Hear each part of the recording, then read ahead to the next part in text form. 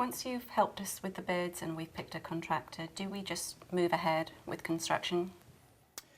Yes, well, the first thing you want to make sure is that you have a solid contract that protects you. I've kind of referred to that a couple of times, but the contract is going to make sure that you have some assurances that the whole process runs smoothly for you.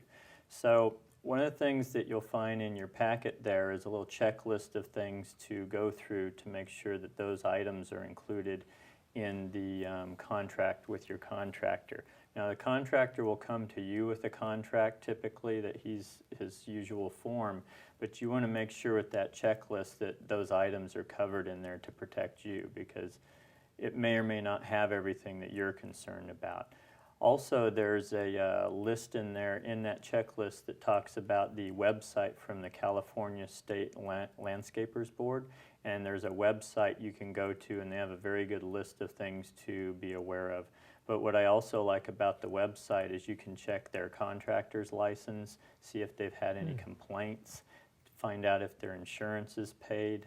A lot of resources there, and so that when you're looking for which contractors to potentially use, like we talked about earlier, you're going to want to make sure you start there, because that's how you're going to find out if this person you're getting to put on your bid list even meets your requirements. Are they insured? You know, is their license current, and so forth. So start there, and when you're there, you can also print off this list of things they recommend that you make sure are in your contract. But some of the other things that I've encountered, I put on your checklist in your packet. Jeff, we remodeled our house a couple of years ago and had a bad experience with the contractor taking much, much longer than they'd originally said that they were going to take. Do you offer any advice with that?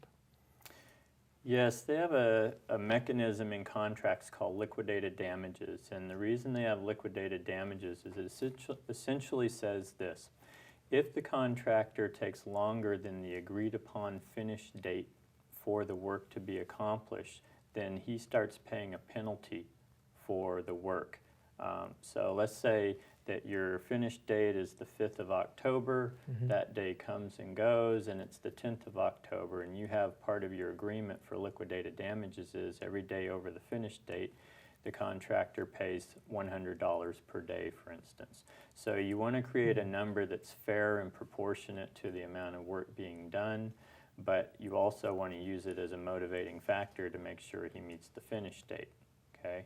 Now, I'm not an attorney. I want to make sure that all this stuff about contracts, you understand that there are exceptions to these things. There are right and wrong ways to put it in a contract, and so I would highly recommend that you use the information from the contractors board, but also these other items I'm bringing up, and then have an attorney check this stuff out for you so it's done in the correct way that truly protects you and is still fair to your contractor, because you're not trying to put anybody on the wrong side of it. You're just trying to put some assurances in there that you're both protected.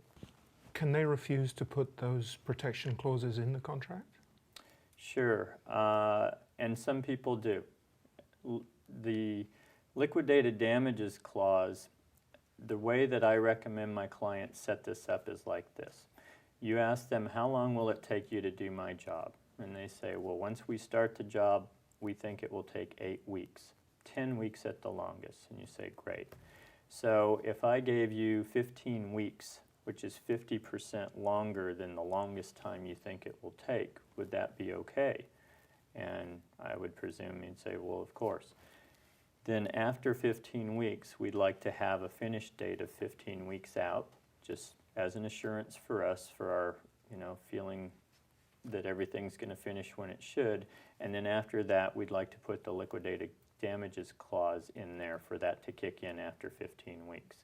Now, if the contractor refuses that, then I'd really want to understand why, because he set the date, you didn't, and then you gave him a huge grace period. So at that point, if they're not comfortable with it, I think you should be concerned about why they would be uncomfortable with such a long buffer.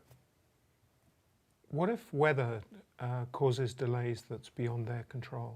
Yeah, that's a great question, because in California, we landscape all year long. There's not really a season, and we can have rain that goes on like last year for a very long time.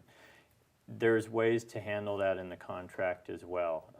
One of the things I've heard before is for every rainy day, you credit back 3 dry days, so that there's still a mechanism so that it's not an open-ended thing, because that might be the argument the contractor comes up with. Well, it might rain, and you want to be fair. You're not trying to be unfair, but you still want a finish date. You know, when you start a project in the winter, that's a high potential, but it still gives you a way to have a light at the end of the tunnel. What about payment? Is it typically every couple of weeks? Yeah, that's a great question. I've heard all types of things that contractors ask for, but what's legal in California is the beginning of the contract, the contractor is allowed to ask for 10% or $1,000, whichever is less. So basically, the most they should be asking you for to start is $1,000. Then they're allowed to ask for payment based on progress they've already completed.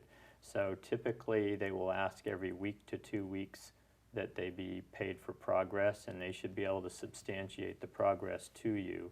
And of course, pay on time and keep them motivated and let them know that you're respecting them, but that's the correct way to do it. Some people ask for very large chunks up front, but that's not good for you. That gives them a huge leveraging point, and their motivation to show up every day just dropped off quite a bit. We have a friend who had a lien put on their house by a subcontractor. Do you have any advice for that? Yeah, that's called a mechanics lien, and again, they address that on the website for the Contractors Board.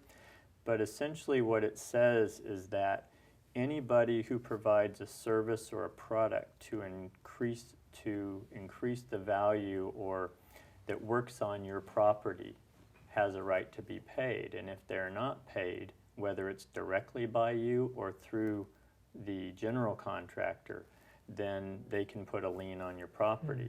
And they have a right to go through the courts and have a judgment against your property, and then that lien is put on the property until it's paid off. So there's a thing called a lien release, and I recommend all my clients that you ask for a list of subcontractors and suppliers from your contractor before you begin the job.